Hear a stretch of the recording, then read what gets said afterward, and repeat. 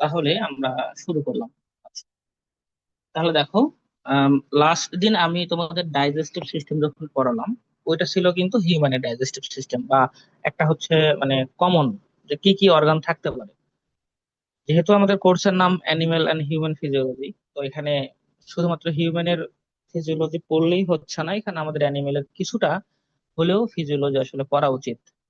যে কারণেই তোমাদের কয়েকটা অ্যানিমেল ক্যাটাগরি করে ওদের আমি ক্যাটাগরাইজ করে তোমাদের আমি পড়াবো আজকে, যে ডাইজেস্টিভ সিস্টেমটা কিভাবে কাজ করে। তো প্রথমে যেটা আসবে সেটা হচ্ছে মনোগ্যাস্ট্রিক অ্যানিমেল। মনোগ্যাস্ট্রিক অ্যানিমেল সম্পর্কে কারো আইডিয়া আছে?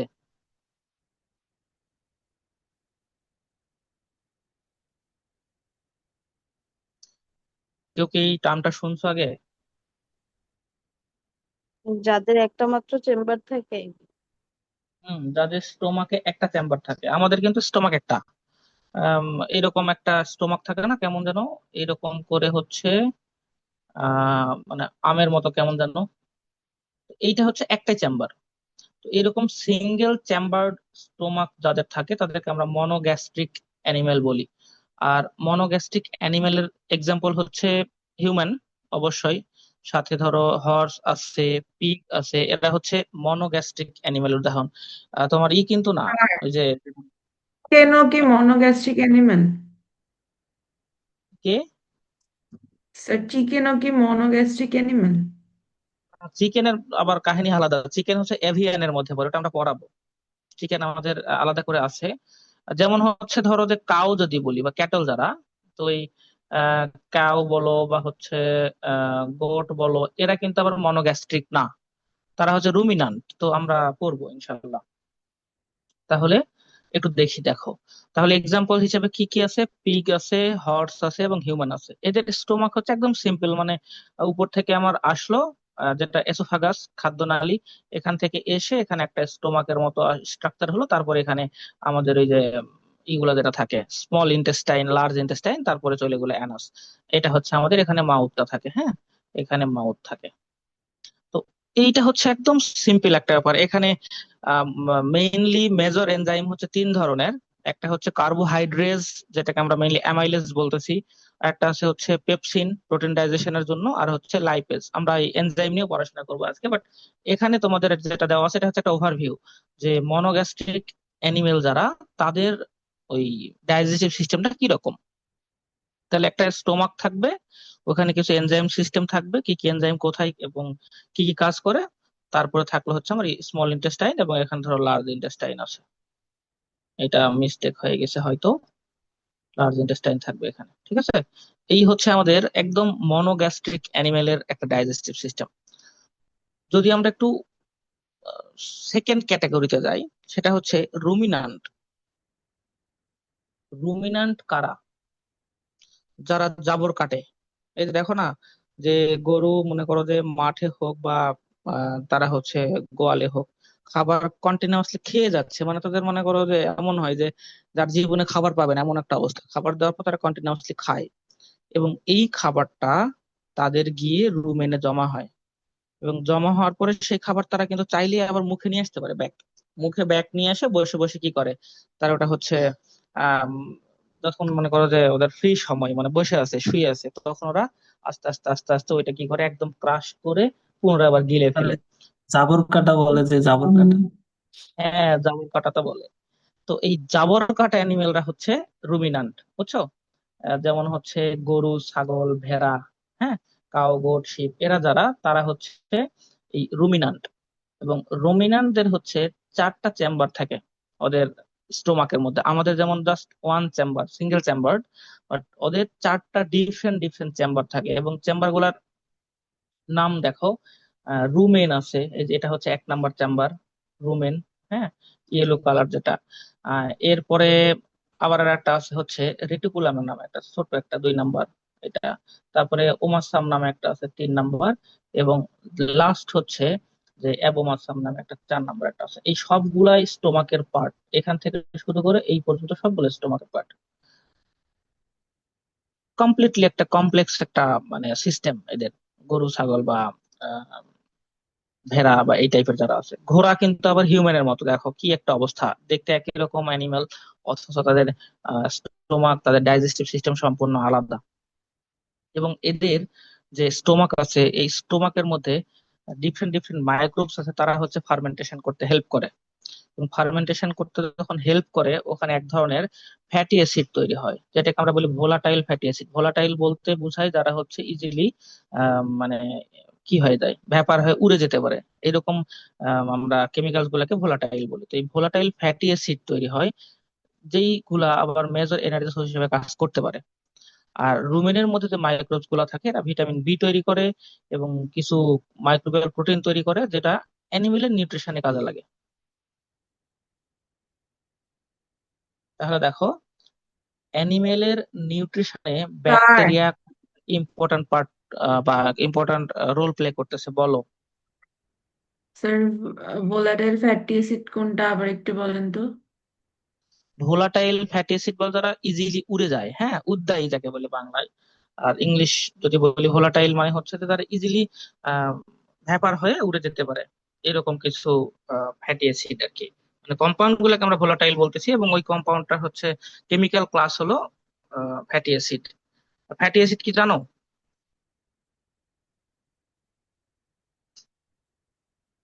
জি স্যার ফ্যাটি জানি। আচ্ছা, ফ্যাটি অ্যাসিড হচ্ছে একটা আমাদের অর্গানিক অ্যাসিড, যেটা লং চেইন আর কি, সেটা। হ্যাঁ,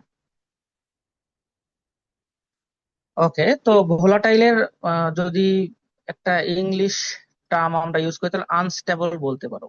যারা হচ্ছে মনে করো এমন না যে যেখানে আছে সেখানেই থাকলো, ওরা মেইনলি ওই যদি বোতলে রাখি, তাহলে বোতলের যদি আমি ক্যাপ খোলা রাখি, তাহলে উড়ে চলে যাবে তারা। ঠিক আছে, পেট্রোল হচ্ছে ভোলাটাইল, সেরকম একটা ব্যাপার। ওকে। আর এদের ডাইজেস্টিভ সিস্টেমে বেশ কিছু মাইক্রোবস থাকে, যে মাইক্রোবস গুলা খুবই ইম্পর্ট্যান্ট রোল প্লে করে এদের ডাইজেশনে এবং নিউট্রিশন যে অ্যাবজর্পশন আছে সেখানে।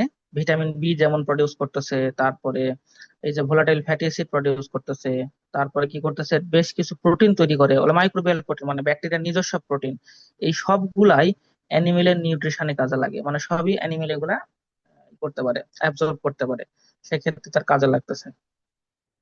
এইটা একটা কমপ্লেক্স একটা সিস্টেম এই রুমিন্যান্টদের। আর হিউম্যানেরটা একটু সিম্পল। আর যদি এভিয়ানের কথা চিন্তা করি, এভিয়ানের আর এক রকম আবার দেখো। এভিয়ান কোনগুলা, যেগুলো হচ্ছে বার্ডস ক্যাটাগরি, যারা তারা হচ্ছে এভিয়ান। তো এভিয়ানের মধ্যে যতগুলা পাখি আছে সবগুলাই পড়বে, সেটা আমার কবুতর হোক, টিয়া হোক, মুরগি হোক, হাঁস বা এরকম সবকিছু। এখন এভিয়ানদের তোমরা যারা হচ্ছে একটু মানে মুরগি হাঁস কাটাকাটি করছো, তারা জানো যে ওদের খাবার খাওয়ার পরে গলার কাছে একটা ক্রপ থাকে। তোমরা খেয়াল করছো কি, যে ওখানে অনেকগুলো ফুড, আনডাইজেস্টেড ফুড, মানে তারা জাস্ট ইনটেক করছে, ওই জিনিসটা এখানে জমা থাকে। এটা কি কেউ দেখছো? দেখার কথা, বিশেষ করে মেয়েরা। কেউ কি দেখছো এটা? জি স্যার, দেখছি। জি আচ্ছা, স্যার। জি এইটাকে আমরা স্যার বলি দেখছি। ক্রপ। ওকে। তো এইটাকে আমরা কি বলি, ক্রপ। এই জিনিস কিন্তু আবার অন্য কারো নাই, যেমন ধরো হিউম্যানের নাই। তারপরে হচ্ছে ওই যে রুমিনান্ট যারা ছিল, রুমিনান্টদের কিন্তু নাই। এটা শুধুমাত্র আছে কাদের, এভিয়ান যারা বা বার্ড ক্যাটাগরি যারা।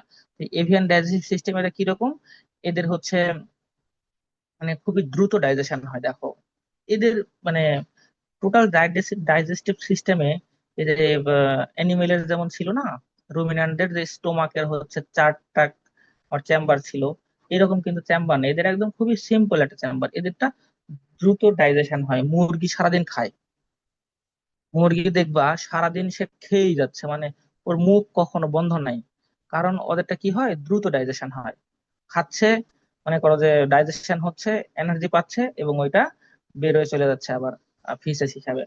তো এটা একটা ব্যাপার। এদের স্পেশালাইজড কিছু অর্গান আছে, মুরগির যেমন হচ্ছে ঠোঁট থাকে, যেটাকে আমরা কি বলি, বিক।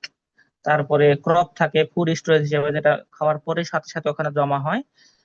তারপরে কিছু স্টোমাক থাকে একটা, যেটাকে আমরা বলি হচ্ছে আহ প্রোভেন্ট্রিকুলাস বলি, যেটা হচ্ছে এই যেটা, এই পার্টটা দেখো, ছোট্ট একটা পার্ট, যেটাকে আমরা প্রোভেন্ট্রিকুলাস বলা হয়, গ্ল্যান্ডুলার স্টোমাক, ছোট্ট একটা স্টোমাক থাকে। এরপরে হচ্ছে গিজার্ড থাকে। গিজার্ড কোনটা চিনো? কেউ একটু এক্সপ্লেন করো তো, গিজার্ড কোনটা? এখানে ছবিটা দেখে বুঝতে বলতে পারবা, সমস্যা নাই। এটা হচ্ছে গিজার্ড। গিজার্ড কোন অর্গানকে আমরা বলতেছি, কেউ একজন বলো। দেখি তোমরা চেনো কিনা।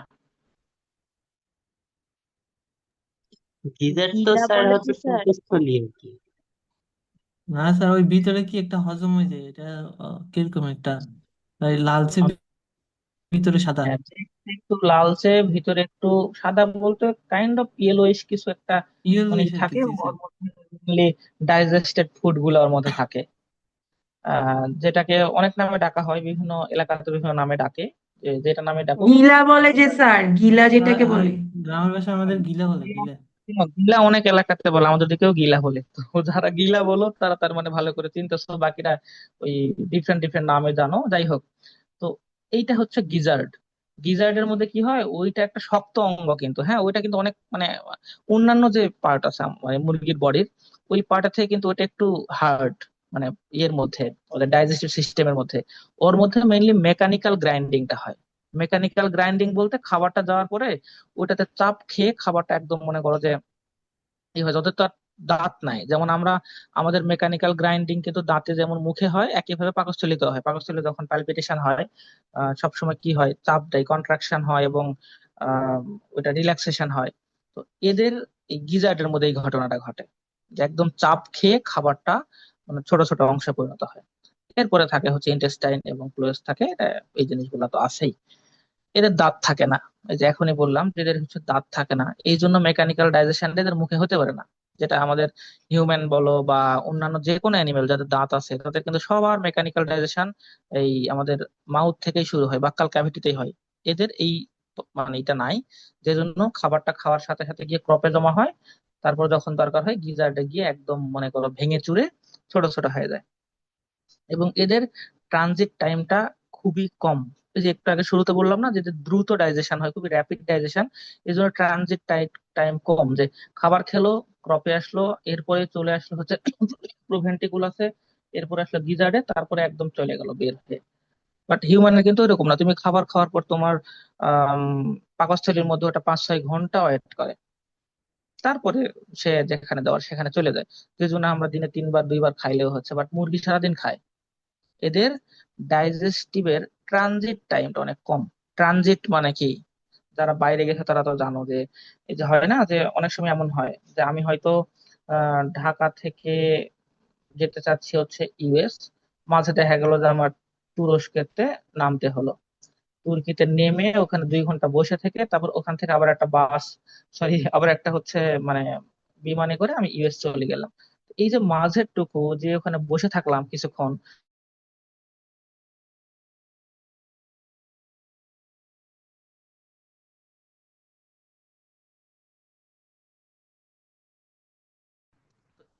আবার বসে থাকলে এইটাকে ট্রানজিট টাইম বলছে। মুরগির ক্ষেত্রে এটা খুব কম, মানে খাবার খেলাম কিছুক্ষণের মধ্যেই ওখান থেকে আবার পরের যে মানে ফেজ আছে ফেজে চলে যাচ্ছে। বুঝে গেছে কি? জি জি স্যার। স্যার। এরপরে এরপরে কি পড়া যায়, দাঁড়াও দেখি এরপরে কি আছে তোমাদের জন্য। ওকে, এটা হচ্ছে মেজর ফাংশন। লাস্ট দিন যে তোমাদের পার্ট গুলা দেখাইছিলাম, যে বিভিন্ন অর্গান ডাইজেস্টিভ সিস্টেমের, ওই অর্গানের যে ফাংশন গুলো ছিল সেই ফাংশন গুলো এখানে আমাদের একটু মানে কি করা আছে, সামারাইজ করা আছে। তো এখানে একটু সামারিটা দেখো। যে প্রথমটা হচ্ছে কি, ইনজেকশন। ইনজেকশন মানে হচ্ছে মুখের মাধ্যমে আমরা যে খাবারটা ইনটেক করি, এটাকে আমরা বলতেছি ইনজেকশন। এবং ইনজেকশন যখন হবে এরপরেই শুরু হয়ে যাবে আমাদের ডাইজেশন। কারণ মুখের মধ্যে কোন এনজাইম যেন থাকে আমাদের, স্যার টাইপিং থাকে। তাহলে হম আমাদের টায়ালিন থাকে আর মাল্টেজ থাকে। তো টায়ালিন যেটা, এই টায়ালিনের হচ্ছে আরেকটা নাম তো অ্যামাইলেজ, না স্যালাইভারি অ্যামাইলেজ, তার মানে অ্যামাইলেজ। এই অ্যামাইলেজ দ্বারা আবার আমাদের কার্বোহাইড্রেটটা ব্রেক ডাউন হয়। কার্বোহাইড্রেট তো এখান থেকে তার মানে ডাইজেশন শুরু হয়ে যায় ইনজেকশনের পরে পরে, হ্যাঁ। তারপরে প্রোপালশন। প্রোপালশন মানে হচ্ছে যে খাবার যখন আমরা খেলাম, তারপরে গিলে ফেলার পরে এই টোটাল এসোফ্যাগাসের মাধ্যমে খাবারটা গিয়ে আমার ডাইজেস্টিভ যে সিস্টেম আমাদের, স্টোমাক পর্যন্ত পৌঁছাচ্ছে কিভাবে, এই প্রসেসটাকে আমরা বলি প্রোপালশন। এই movement of food through the digestive tract by swallowing, হ্যাঁ। এখানে যে পেরিস্টালসিস হয়, পেরিস্টালসিস মানে মানে ওই যে চাপ দেবে, আবার একটু ফাঁকা হলো, আবার চাপ দিল, মানে কন্ট্রাকশন এবং রিল্যাক্সেশন যে হচ্ছে, এই পেরিস্টালসিস এর মাধ্যমেই মেইনলি প্রপালশনটা হয়। প্রপালশন হচ্ছে খাবার এখানে হলো, এখানে চলে আসলো, এই টোটাল প্রসেসটা হচ্ছে প্রপালশন। যেখানে মানে ওয়েভ লাইক একটা কন্ট্রাকশন হয়। ওয়েভ লাইক না হলে কি হবে, মানে এইরকম এইরকম কন্ট্রাকশন হয়, যাতে করে এখানকার খাবারটা এখানে নিচে আস্তে আস্তে যেতে পারে। শুধুমাত্র এক জায়গাতে যদি নর্মাল কন্ট্রাকশন এবং রিল্যাক্সেশন হয়, তাহলে খাবার কি হবে, একবার নিচে চলে যাবে, আবার কন্ট্রাক্ট হওয়ার মতো আবার উপরে উঠে চলে আসবে। ওইরকম হয় না, খাবারটা ওয়েভের মাধ্যমে নিচে চলে যায়। আমাদের ডাইজেস্টিভ সিস্টেমে মেকানিক্যাল ডাইজেশন হয়। মেকানিক্যাল ডাইজেশন মানে হচ্ছে যেখানে কোনো একটা মেশিন ওখানে থাকবে, কোনো কেমিক্যালস বা কোনো কিছুর মাধ্যমে আমি ডাইজেশন করব না, জাস্ট মেকানিক্যাল কোনো কিছু মেশিন থাকবে। তো আমাদের মুখের মধ্যে মেশিনারিজ বলতে কি আছে, টিথ, তাই না? আহ তো আমাদের যে দাঁত আছে এবং আমাদের এরা যেটা করে সেটা হচ্ছে যে এই খাবারটাকে মানে চিবাতে সাহায্য করে। তো এইটা একটা মেকানিক্যাল ডাইজেশন, ফিজিক্যাল ব্রেকডাউন, যেটা কোনো কেমিক্যাল এখানে লাগতেছে না। চিউইং, হ্যাঁ, চিউইং এর মাধ্যমে যেটা করি। আর এরপরে আরেক জায়গাতে মেকানিক্যাল ডাইজেশন হয়, যেটা হচ্ছে আমাদের স্টোমাকের মধ্যে। স্টোমাকের মধ্যে কি হয়, ওখানেও আমাদের পেরিস্টালসিস হয়, কন্ট্রাকশন এবং রিল্যাক্সেশন হয়। তো আলটিমেটলি খাবারটা কাইম নামে এক ধরনের মন্ডে পরিণত হয়, হ্যাঁ। তো ওইটাও কিন্তু মেকানিক্যাল ডাইজেশনের মধ্যেই পড়তেছে। এরপরে আসলো কি, কেমিক্যাল ডাইজেশন। কেমিক্যাল ডাইজেশন বলতে টোটাল ডাইজেশনের যতগুলা কেমিক্যালস আমাদের লাগতেছে এবং এই কেমিক্যালের মাধ্যমে যে ডাইজেশনটা হচ্ছে সেটাকে আমরা কেমিক্যাল ডাইজেশন বলতেছি। সেটা হইতে পারে কোনো হরমোন আসলো, তারপরে কোনো এনজাইম আসলো, বিভিন্ন গ্যাস্ট্রিক বা বিভিন্ন জুস যেটা আসতেছে, এই সব কিছু মিলে কমপ্লেক্স একটা ব্যাপার স্যাপার। যেমন ধরো গ্যাস্ট্রিক জুসের মধ্যে আমার HCl আছে, তারপরে আবার অ্যামাইলেজ এনজাইম থাকতেছে, তারপরে লাইপেজ আছে, সরি, LIPAS, লাইপেজ। এরকম বিভিন্ন এনজাইম, ওইটা ওরা একটা কেমিক্যালস, এবং ওরা আমাদের ডাইজেশনে হেল্প করতেছে বা ডাইজেশনটা ক্যারি আউট করতেছে, যে কারণে আমরা বলতেছি যে এটাকে কেমিক্যাল ডাইজেশন। লাস্টলি যেটা থাকে যে খাবার যখন আমার ডাইজেশন হয়ে গেল, এরপরে এখান থেকে নিউট্রিয়েন্ট গুলাকে আমার বডিতে কি করতে হবে, আপটেক করতে হবে। এটা হচ্ছে অ্যাবজর্পশন। আর অ্যাবজর্পশনের জন্য আমাদের স্মল ইন্টেস্টাইন, যেটা বিশেষ করে এই স্মল ইন্টেস্টাইনটাই মেইনলি কাজে লাগে, কারণ লার্জ ইন্টেস্টাইন থেকে অ্যাবজর্পশন হয় তবে নিউট্রিয়েন্ট না, ওখান থেকে শুধুমাত্র ওয়াটার অ্যাবজর্পশন হয়। মানে যতটুকু সম্ভব ওয়াটার রিঅ্যাবজর্ব করে বাকিটুকুকে ওটাকে আমরা বলি আনডাইজেস্টেড ফুড, যেটা বের হয়ে চলে যায় সোজা, ডিফ্যাসেশন যেটাকে আমরা বলতেছি। আর লাস্ট হচ্ছে ডিফ্যাসেশন, যার মাধ্যমে ফিসেস স্টুল আমাদের বডি থেকে বের হয়ে চলে যাচ্ছে। এটাই হচ্ছে রিমুভাল অফ ইনডাইজেস্টিবল এবং ওয়েস্ট ম্যাটেরিয়াল, যেটা হচ্ছে আমরা হজম করতে পারবো না এমন খাবার, আর একই সাথে যেটা আমার দরকার নাই। দুটা ডিফারেন্ট জিনিস। ইনডাইজেস্টিবল হচ্ছে যে তোমরা এই যে অনেক সময় দেখো না যে একটু মনে করো যে পশ লোকজনেরা হচ্ছে লাড্ডু খায় এবং লাড্ডুর উপরে দেওয়া থাকে কি, সিলভারের কোটিং দেওয়া থাকে না, সিলভারের লিফ থাকে, তারপরে অনেক সময় দেখা যায় যে গোল্ড লিফ আছে। তোমাদের কি মনে হয় এই সিলভার বা গোল্ড কি আমাদের বডি থেকে ডাইজেস্ট হয়? আমরা মুখের মাধ্যমে খেলাম, পুরা ডাইজেস্টিভ সিস্টেমে সে ঘুরবে, আমাদের ডাইজেস্টিভ সিস্টেম মাঝে মধ্যে একটু মনে করো যে অবাক হবে যে এটা কি জিনিস, আমি তো এটা দেখি নাই কখনো। ফাইনালি সে এটাকে বলবে যে আমার দ্বারা এটা ডাইজেশন করা সম্ভব না, সে আবার ইনডাইজেস্টিবল ফুড হিসাবে ডিফেস্টেশন হয়ে যাবে। আলটিমেটলি আমার যে টাকাটা গেল, ওই টাকাটা লস। বুঝা গেছে?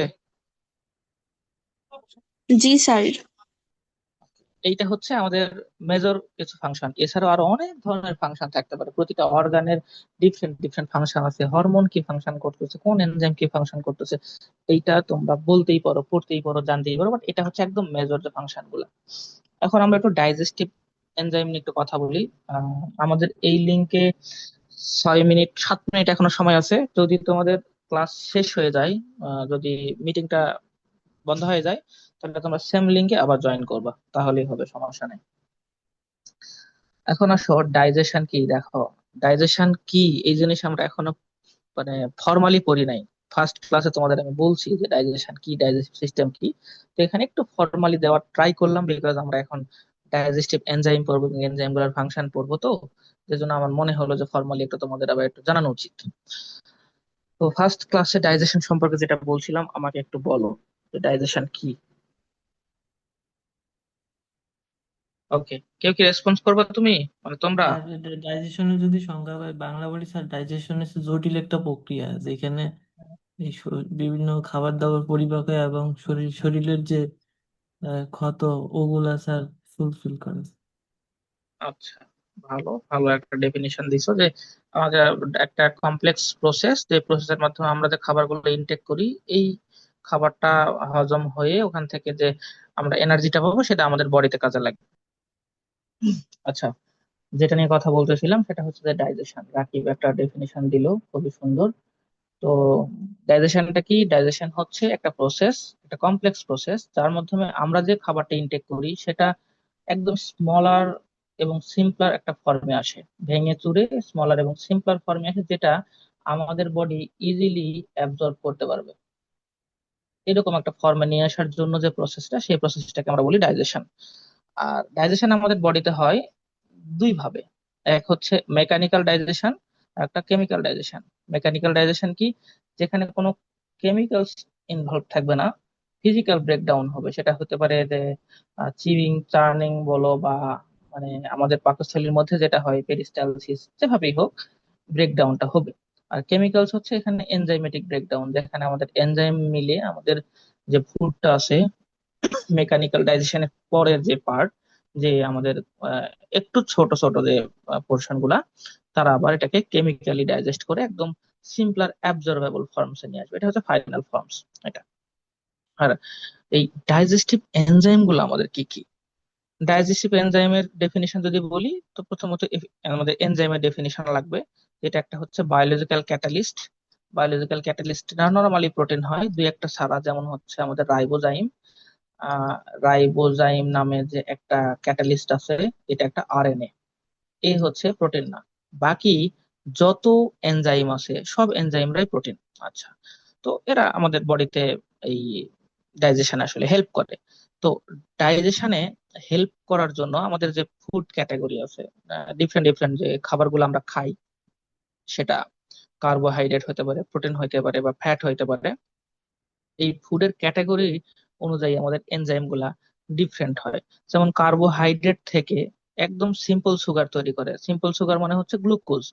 আর এই গ্লুকোজ তৈরি করতে গেলে এখানে বেশ কিছু এনজাইম আমার লাগতে পারে। তার মধ্যে একটা এক্সাম্পল হচ্ছে অ্যামাইলেজ। যদি প্রোটিন আমরা ইনটেক করি, তো এই প্রোটিনকে ভাঙার জন্য আমাদের দরকার পেপসিন, ট্রিপসিন, এরকম কিছু প্রোটিয়েজ এনজাইম, তারা প্রোটিনকে ভাঙে এবং ভেঙে কি করবে, একদম সিম্পলার ফর্ম হিসেবে অ্যামাইনো অ্যাসিড তৈরি করবে। আর ফাইনালি আছে কি? ফ্যাট। ফ্যাট যেই খাবারগুলো আমরা, ধরো অয়েল খাচ্ছি, বা ধরো যে ফ্যাট আছে, তারপরে ঘি হইতে পারে, তারপরে বাটার হইতে পারে, এই যে খাবারগুলো আছে, এই খাবারগুলো সবগুলা ফ্যাটের মধ্যে পড়ে। আর ফ্যাটের ফাইনাল ফর্ম কি? ফ্যাটি অ্যাসিড এবং গ্লিসারল। গ্লিসারল এবং ফ্যাটি অ্যাসিড দুইটা রিয়াক্ট করেই কিন্তু মেইনলি ফ্যাট তৈরি করে। এইটা ভাঙার জন্য যে এনজাইম, সেটা হচ্ছে লাইপেজ। লিপিডকে ভাঙে লাইপেজ, তারপরে প্রোটিনকে ভাঙে প্রোটিয়েজ, আর কার্বোহাইড্রেটকে ভাঙে কার্বোহাইড্রেস। লাস্টে এজ থাকে। তার অনেকগুলো আমার টাইপ থাকতে পারে, আমাইলেজ, টায়ালিন, ম্যালটেজ, এরকম হচ্ছে বেশ কিছু আমার এনজাইম কাজে লাগতে পারে। তো আমরা এখন ভাই ডিফারেন্ট ক্লাসের ডিফারেন্ট, অ্যাটেন্ডেন্স লিঙ্কটা আবার দিবেন? এই তোমাদের মধ্যে কেউ একজন কপি করে আবার চ্যাট বক্সে একটু দাও কাইন্ডলি, আমি আর ভিতরে যাচ্ছি না। আচ্ছা, তারপরে আমাদের ফুডের ক্যাটাগরিজ করে একটু দেখি যে কোন ফুডের হচ্ছে আহ কি ধরনের এনজাইম আমাদের লাগে। তো এটা হচ্ছে একটা জাস্ট পিকচার আর কি, যেটা তোমরা অলরেডি, আমি কথা বললাম যখন তখন দেখছো। আমি ট্রাই করছি একটা ভিজুয়াল দেওয়ার জন্য, কারণ তোমরা জানো যে আমরা যেটা পড়ি ওই জিনিসটা আমাদের কম মনে থাকে, যদি আমরা শুনি একটু বেশি মনে থাকে, আর চোখে যদি দেখতে পাই তাহলে আরো বেশি মনে থাকে। তো এই জন্য আসলে ভিজুয়াল দেওয়া, ভিজুয়ালটা হচ্ছে লার্নিং এর একটা স্টেপ। ওকে, তো এখন একটু এনজাইম গুলো একটু দেখি যে কোন খাবারের জন্য কোন এনজাইম লাগতেছে, কয়টা এনজাইম বা কি কি ক্যাটাগরি এনজাইম লাগে। প্রথম এনজাইমের ক্যাটাগরি হচ্ছে কার্বোহাইড্রেস। এখানে কিন্তু এস আছে, কার্বোহাইড্রেস, হ্যাঁ। কার্বোহাইড্রেটস কিন্তু কেউ লেখো না পরীক্ষায়, তোমরা এখানে অনেকে কার্বোহাইড্রেটস লেখো যদি কোশ্চেন আসে। আমি বিশ্বাস করি এই কাজ করবা, তো এটা করো না। আগে বলে দিলাম, এটা কার্বোহাইড্রেটস না, এটা কার্বোহাইড্রেস, এটা একটা এনজাইম। তো এই কার্বোহাইড্রেস মানে যারা কার্বোহাইড্রেট কে ব্রেক ডাউন করতে পারে। কারা কারা করে? এক হচ্ছে স্যালাইভারি অ্যামাইলেজ, যেটাকে আরেকটা নাম কি টায়ালিন। এই টায়ালিনের কি তোমরা হচ্ছে ই জানো স্পেলিং? TYILIN স্যার হচ্ছে ই Y ILIN। I L I N, না? টায়ালিনের স্যার আগে একটা স্পেলিং পি আছে না স্যার? টায়ালিনের স্পেলিং হচ্ছে পি দিয়ে শুরু হয়, পি পি দিয়ে ই শুরু হচ্ছে sir. Y L I N. এইটাই হচ্ছে টায়ালিনের স্পেলিং। এটা ভুল, কারণ অনেক সময় হয় কি যে এখানে স্যালাইভারি অ্যামাইলেজ লেখা আছে, হয়তো তুমি এটা পড়ে গেছো, বাট পরীক্ষাতে গিয়ে মনে হলো যা লিখি একটু টায়ালিন, তোমরা এরকম করে টায়ালিনের ভুল বানান লিখে দিয়ে আসবা। এই জন্য এটা দেখে নাও, টায়ালিনের বানানটা হচ্ছে পি দিয়ে শুরু হয়। আচ্ছা, তো টায়ালিন কোথায় পাওয়া যায়? স্যালাইভাতে পাওয়া যায়, যেটা মেইনলি আমাদের আমাদের খাবার খাওয়ার পরেই যে ডাইজেশনটা শুরু হয়, তবে এটা অবশ্যই কার্বোহাইড্রেট কে ডাইজেস্ট করে, অন্য কিছু কিছু না। হ্যাঁ, তারপরে প্যানক্রিয়াটিক অ্যামাইলেজ আছে, প্যানক্রিয়াস থেকে যে অ্যামাইলেজটা আসে, এটা প্যানক্রিয়াস থেকে আসে, এসে স্মল ইন্টেস্টাইনের মধ্যে যায়, এবং এখানে কার্বোহাইড্রেট বাকি যে ডাইজেশনটা মুখের মধ্যে তার কন্টিনিউয়াসলি হয় না, কতক্ষণ আর মুখের মধ্যে থাকে, আমরা যতক্ষণ আমরা মানে চাবাচ্ছি ততক্ষণ থাকতেছে, বাকিটা স্মল ইন্টেস্টাইনে গিয়ে হচ্ছে। তাছাড়াও ম্যালটেজ, যেটাকে আমরা মল্টেজও বলি, ম্যালটেজ, সুক্রেজ, ল্যাকটেজ, এই সবগুলাই ডিফারেন্ট ডিফারেন্ট কার্বোহাইড্রেটকে ভাঙতে পারে। যেমন এই অ্যামাইলেজ কিন্তু মেইনলি স্টার্চ কে ভাঙে, আমরা যেটা খাই, আলু বলো, চাল, ভাত, গম, হ্যাঁ, ভুট্টা, এই জাতীয়। আর ম্যালটেজ মল্টোজ কে ভাঙে। সুক্রোজ হচ্ছে আমরা যখন চিনি খাই, টেবিল সুগার, সুক্রোজ, সুক্রোজ কে ভাঙে। আর ল্যাকটেজ হচ্ছে ল্যাকটোজ কে ভাঙে। যাদের ল্যাকটেজ এনজাইমের সমস্যা আছে তারা দুধ খাইলে এই ল্যাকটোজটা ব্রেক ডাউন হয় না, পেটে তখন ঝামেলা হয়, যেটাকে আমরা বলি ল্যাকটোজ ইনটলারেন্স। ঠিক আছে? তো এই হচ্ছে আমাদের কার্বোহাইড্রেজ এনজাইমের ফাংশন, কি কি এনজাইম এবং কোথা থেকে সিক্রেট হয়, ফাংশন কি অবস্থা, এখানে কিন্তু দেওয়া আছে দেখো সবকিছু, যে কোথায় পাওয়া যায়, কোথা থেকে সিক্রেট হয় এবং কি কাজ করে। আচ্ছা, এরপর হচ্ছে প্রোটিয়েজ। প্রোটিয়েজের নাম থেকে বুঝতেছে এরা প্রোটিনকে ব্রেক ডাউন করবে। প্রোটিন ব্রেক ডাউন করার জন্য দেখো পেপসিন নামে যে এনজাইম আছে, এই পেপসিনটা কোথায়, স্টোমাকের মধ্যে প্রডিউস হয়, তবে এটা পেপসিনোজেন হিসাবে আমার সিক্রেট হয়, পেপসিনোজেন, যেটা হচ্ছে একটা ইনঅ্যাক্টিভ ফর্ম। আর এই ইনঅ্যাক্টিভ ফর্ম থেকে অ্যাক্টিভ করার জন্য আমাদের লাগে এই সেল, যে এই সেলটা আবার গ্যাস্ট্রিক জুসের মধ্যে থাকে, তখন আমরা এখানে পেপসিন পাই। ঠিক আছে? তাইলে আমাদের যে গ্যাস্ট্রিক জুস আছে, এই সেল ওর একটা ফাংশন হচ্ছে পেপসিনোজেনকে পেপসিনে কনভার্ট করা, অ্যাক্টিভ ফর্মে কনভার্ট করা আর কি। তো এই পেপসিন একটা আছে। তারপরে কি ট্রিপসিন এবং কাইমোট্রিপসিন, এরা প্যানক্রিয়াস থেকে সিক্রেট হয়ে স্মল ইন্টেস্টাইনে যায় এবং প্রোটিন ডাইজেশনে হেল্প করে। অবশ্যই এরা সবগুলো প্রোটিন ডাইজেশনে হেল্প করবে। আর একটা কি আছে, পেপটাইডেজ।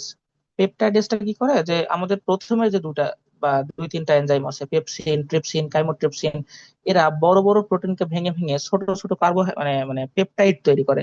ধরো দুইটা, চারটা, পাঁচটা, 10টা অ্যামাইনো অ্যাসিড আছে যেমন পেপটাইড, ওই পেপটাইড গুলাকে ভেঙে এই পেপটাইডেজ এনজাইম তখন অ্যামাইনো অ্যাসিড তৈরি করে। ঠিক আছে? তাহলে পেপটাইডেজের কাজ হচ্ছে পেপটাইডকে ভেঙে অ্যামাইনো অ্যাসিড তৈরি করা। পেপটাইড কি, দুইটা অ্যামাইনো অ্যাসিড যুক্ত হলে ওটাকে আমরা ডাইপেপটাইড বলি, বন্ডটার নামই তো পেপটাইড, তাই না? এইটা হচ্ছে আমাদের একটা ব্যাপার, যেটা প্রোটিনের ভাঙার জন্য কাজে লাগে। আর একটা এনজাইম হচ্ছে লাইপেজ, যেটা লিপিডকে ভাঙে। লিপিড কারা, তো তেল চর্বি জাতীয় যে খাবারগুলো আছে সেটা হচ্ছে লিপিড।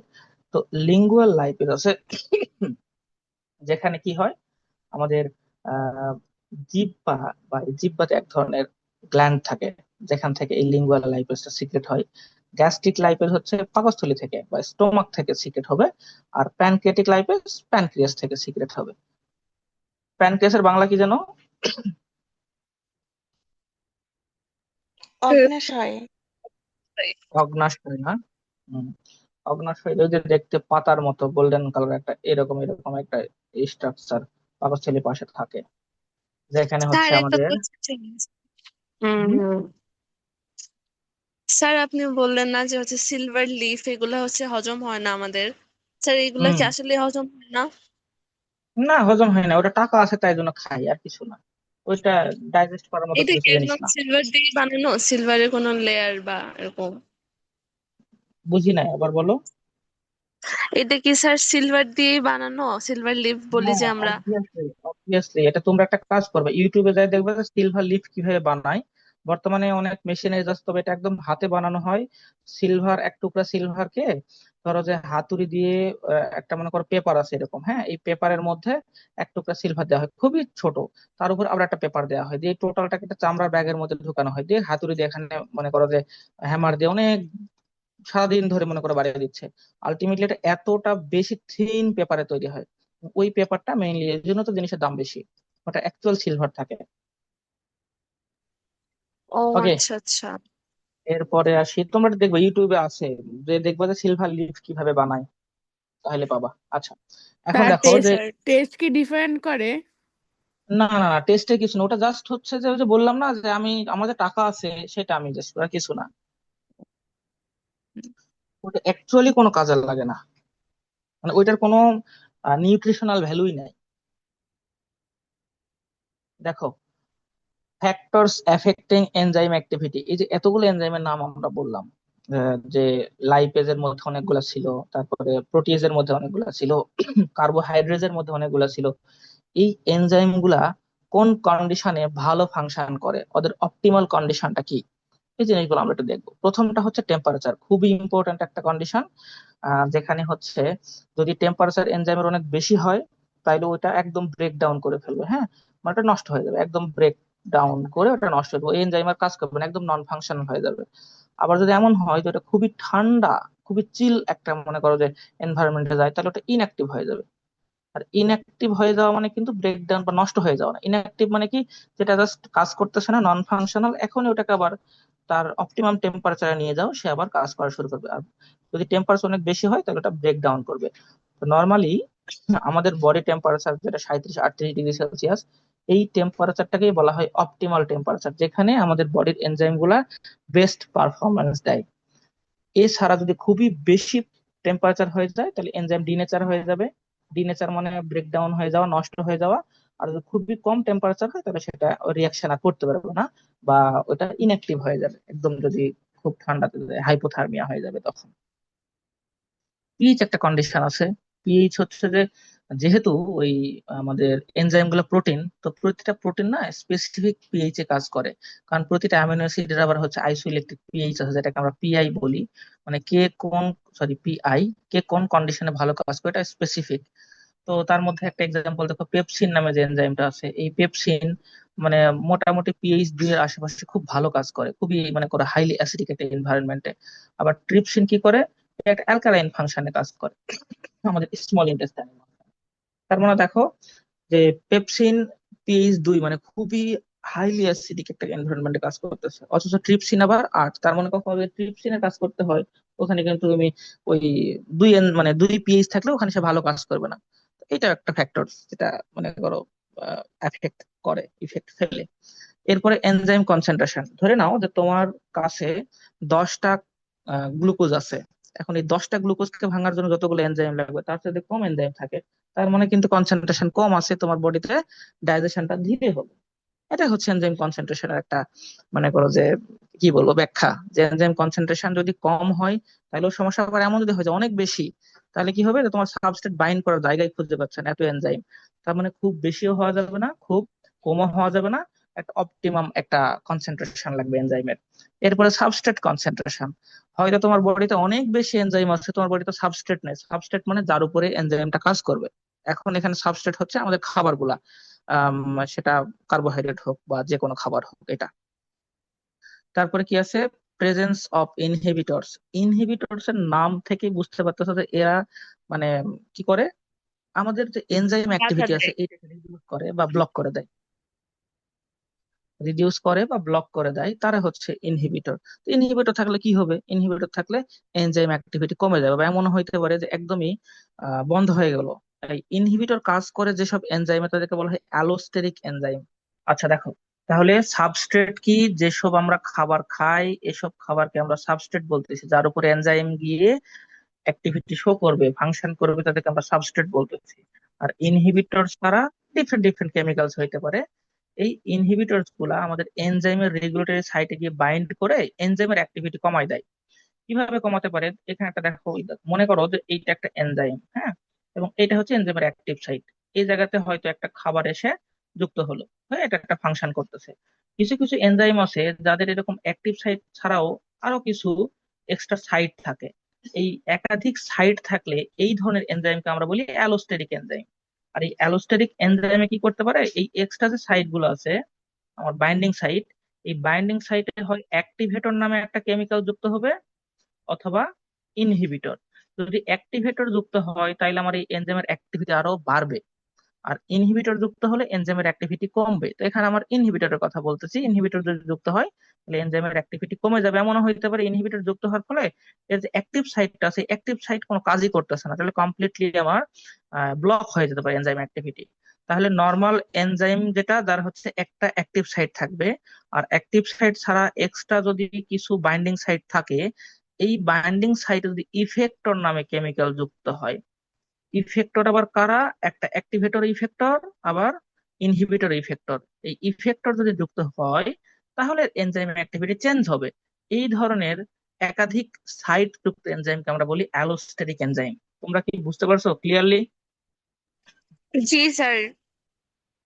আচ্ছা, তাহলে অ্যালোস্টেরিক এনজাইম এই ইনহিবিটর যুক্ত হয়ে তার ফাংশনটাকে ব্লক করে দিতে পারে কমপ্লিটলি, অথবা রিডিউস করতে পারে।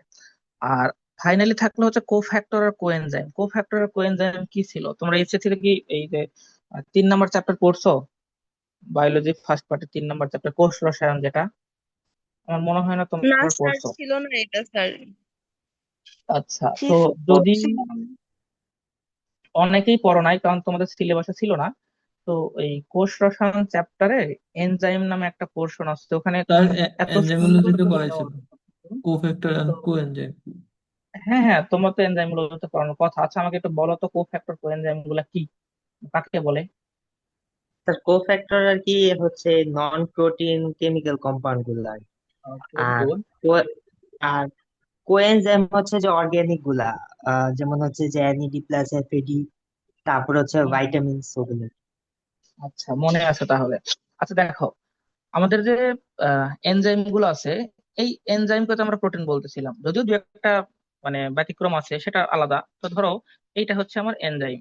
তো এই এনজাইমের সাথে অনেক সময় যেটা হয়, যে যেগুলো হচ্ছে কমপ্লেক্স এনজাইম, সিম্পল এনজাইম শুধু এনজাইমই থাকে, আর যেগুলো কমপ্লেক্স ওই ধরনের এনজাইমে এক্সট্রা একটা পার্ট যুক্ত থাকে এই এনজাইমের অ্যাক্টিভিটি বাড়ানোর জন্য, অনেক সময় এই এনজাইমটাকে অ্যাক্টিভ করার জন্য। এই এক্সট্রা পার্টকে আমরা বলি প্রস্থেটিক গ্রুপ। কি বলি? Prosthetic group. Prosthetic group. আর এই প্রস্থেটিক গ্রুপটা আবার দুই ধরনের হতে পারে। যদি সেটা ইনঅর্গানিক হয়, যেমন ধরো ডিফারেন্ট ডিফারেন্ট আয়ন, যেমন ধরো আয়রন 2+, ম্যাগনেসিয়াম 2+, হ্যাঁ, তারপরে ম্যাঙ্গানিজ 2+, এই যে আয়ন গুলো আছে এরা সব কিন্তু ইনঅর্গানিক। এই ইনঅর্গানিক গুলোকে আমরা বলি কোফ্যাক্টর। আর যদি অর্গানিক হয়, যেমন ধরো বিভিন্ন ধরনের আছে, যেমন ফ্ল্যাভিনিন, অ্যাডেনিন, ডাইনিকোটাইড, তারপরে ধরো এনএডি আছে, নিকোটিনামাইড অ্যাডেনিন ডাইনিকোটাইড, এনএডি, আরো অনেক ধরনের যেটা হয়। তারপরে এ নামে একটা আছে, কোএনজাইম এরা সবাই কিন্তু অর্গানিক কম্পাউন্ড। এই অর্গানিক গুলোকে আমরা তখন বলবো কোএনজাইম। তার মানে প্রোটিন অংশ বাদে বাকি যে পোর্শনটা আছে সেটাকে আমরা প্রস্থেটিক গ্রুপ বলি। প্রস্থেটিক গ্রুপ যদি ইনঅর্গানিক হয় তাহলে সেটাকে আমরা বলবো কোফ্যাক্টর, আর অর্গানিক হয় সেটাকে আমরা বলবো কোএনজাইম। এখন মজার বিষয় হচ্ছে, তাহলে এই যে টোটাল যে এনজাইমটা, মানে একটা প্রোটিন অংশ এবং একটা নন প্রোটিন অংশ, এই টোটাল এনজাইমটাকে এখন আমরা বলি হলো এনজাইম বা অ্যাক্টিভ এনজাইম। আর এই হলো এনজাইমের শুধু প্রোটিন পার্টটাকে আবার বলি অ্যাপো এনজাইম। কনফিউজড হয়ে গেছো নাকি? কেউ একজন অ্যাটেম্প্ট নাও তো। Sir enzyme apoenzyme, cofactor, coenzyme সবকিছু মিলাই হচ্ছে হোল এনজাইম। হুম, তার মানে অ্যাপো এনজাইম হচ্ছে প্রোটিন পার্ট, এর সাথে আমার প্রস্থেটিক গ্রুপ যুক্ত হবে, সেটা হোক আমার কোফ্যাক্টর বা কোএনজাইম, দুটা যুক্ত হয়ে ফাইনালি আমরা হবে হলো এনজাইম। আর এই হলো এনজাইমটা হচ্ছে অ্যাক্টিভ ফর্ম। অ্যাপো এনজাইম শুধু প্রোটিন পার্ট, এর সাথে প্রস্থেটিক গ্রুপ বা এটা যুক্ত না হলে কিন্তু তারা হলো এনজাইম হবে না বা কাজ করবে না। ওকে, আমরা অনেক এনজাইমোলজি করে ফেলছি, এখন অ্যানিমেল ফিজিওলজিতে আসি। তো এটা হচ্ছে তোমাদের একটা পোর্শন।